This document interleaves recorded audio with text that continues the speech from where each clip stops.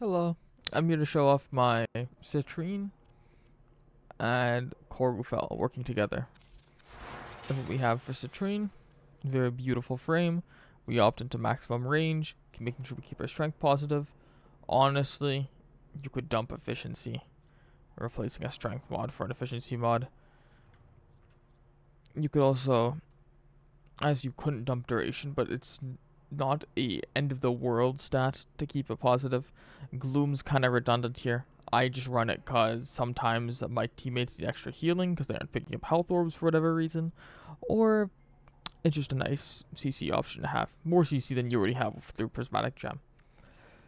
First ability is to generate health orbs and whatnot. I don't run Equilibrium on here, but I do have a single Tau Forge Violet shard for Equilibrium. We aren't running the craziest shards. We're running double corrosive to full armor strip via weapons, or I'm pretty sure that corrosive can be made off this. And 2 strength shards here.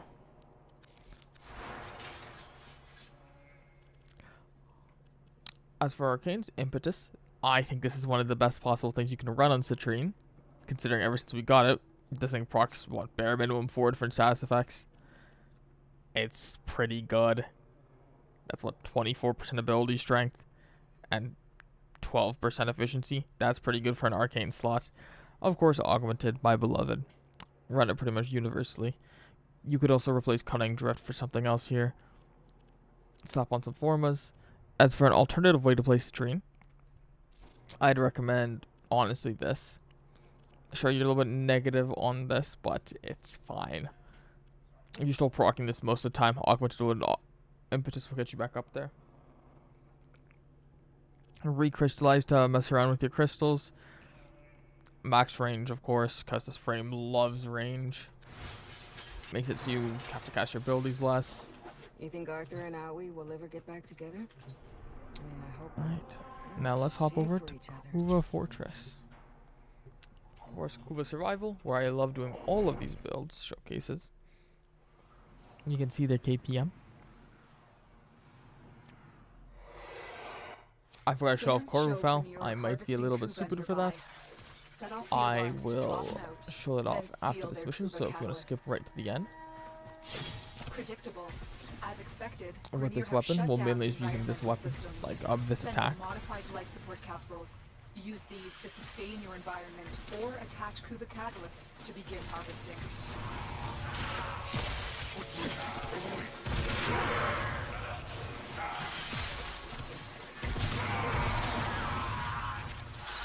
We cast this now, it's on our cat.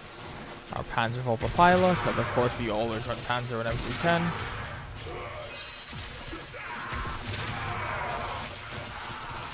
And yeah, you could just see easily 4 million on this. Not even like, you don't even have to try.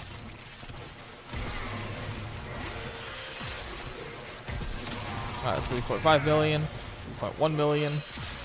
The weapon is both absurd, and Citrine's priming capabilities make it even better. We can keep our second ability up if we need damage reduction for any reason, which most of the time you will. Taking less damage is always a good thing. Life support on the way. You just smash your first ability, and you can easily keep up your passive as well as your energy generation through your single shard. You can see what I mean. You only need 1 Tau Forge. Violet don't even need to run Equilibrium on her. Save that mod slot for an augment or something comfortable. I will always stand by that. It's best to play comfortable than play optimal. Life support capsule to the area. Activating it will buy you more time.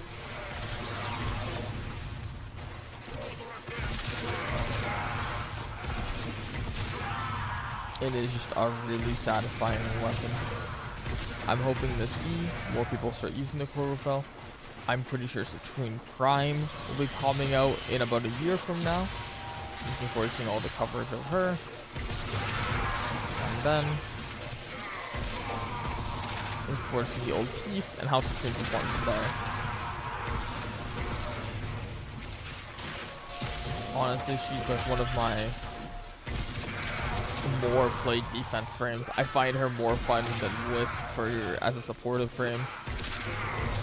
Even though Wisp will always have those buffs, Citrine will always just be like, oh wow, status change. Look at that, 5.9 mil.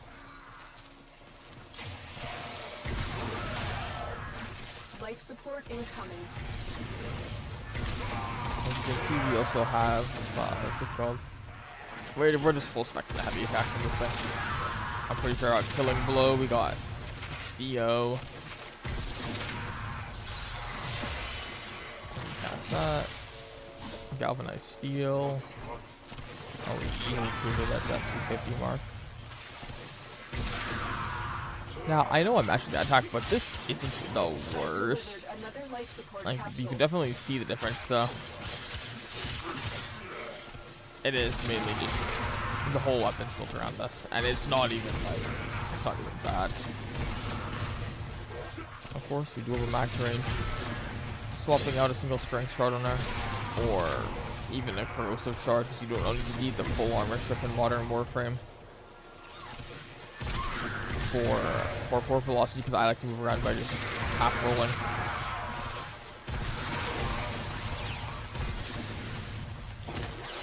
And then we also have power drain, which is if you get a mercy kill, you get plus like 50 to 100% ability strength. It's one of the two. Don't quite remember. Still bonus. I farmed it out for my time stop doctor, and that just gives you a ton of bonus strength on our third ability since it lasts an entire minute off this build.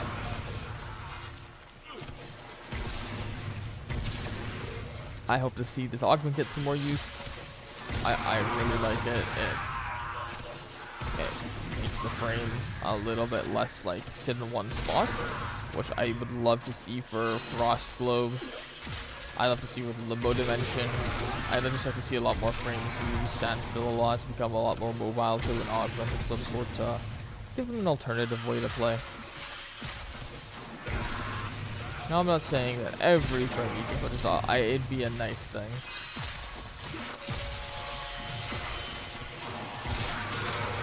Casting speed wouldn't be a bad idea to spec into onto her. She's a very cast heavy full frame. If she has large downtimes where she's casting abilities where you can be shot at fairly easily and get taken out.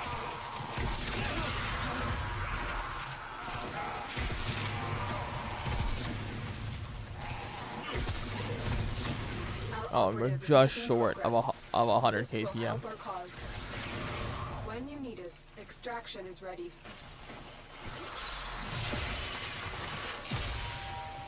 Alright, well, I love this frame a lot. I hope to see her get higher usage, but her farm is abysmal. I completely understand if you don't go in for the Citrine farm. To be fair, you get some really good arcanes like secondary encumber. I think fortifiers through it. Fortifier or energy is one of the two. I'm so bad at moving around this tile set.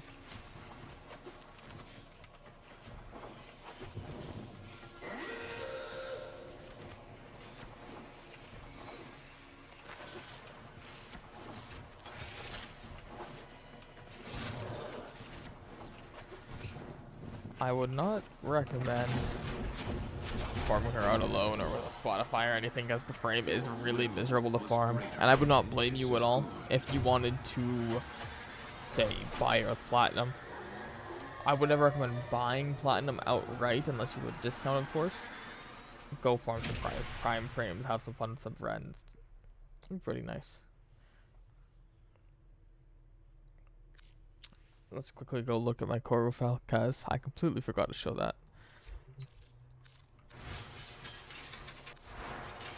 I'll probably put chapters in this video to skip towards core profile. Of course, the Gale Force Dawn, the thing that makes half the weapon, honestly. Gladiator Might, Galvanized Reflex. This is a huge bit of our damage. Animosity. If you ever just want to just go melee something to stack up a huge crit hit on like a VIP target, then you could do this. Honestly, if you're going on finishing things for power drain anyways, you can slap on Crescendo. I don't remember if this works with the heavy scythe shoot, like the gun scythe shot. Exposure's pretty good, considering you're constantly casting on Citrine. This is one of the few frames I wouldn't recommend influence on. It's nice, but you don't really need it. And with how much we were yellow critting that mission, duplicate is an option. Of course, killing blow, molten impact, condition overload, prime fever strike, prime pressure point, and galvanized steel. I'm not running Tennokai. I see really no need for it unless you really want to hit those big hits with a lot of setup and whatnot. It's alright. Alright, well, thank you for watching my Citrine showcase, and I hope you have a good day.